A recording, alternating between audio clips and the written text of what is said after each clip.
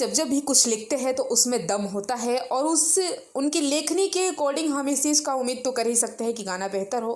खैर ज़्यादा देर हमें इंतज़ार नहीं करना है, फाइनली उस गाने का रिलीज डेट और टाइम आ चुका है।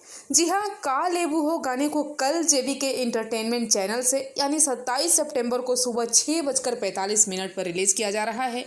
आप लोगों ने टीजर देख ही लिया होगा, नहीं देखा होगा तो जाकर देखिए जेबीके एंटरटेनमेंट पर। और गाना काफ़ी बढ़िया लग रहा है, वीडियो क्वालिटी तो, और पवन सिंह और डिम्पल सिंह की जोड़ी है तो इसमें तो कोई दो राय है ही नहीं कि गाना की क्वालिटी कैसी हो। और साथ में आवाज़ दिया है शिवानी सिंह ने, लिखे हैं रोशन सिंह विश्वास, म्यूजिक दिए हैं प्रियांशु सिंह।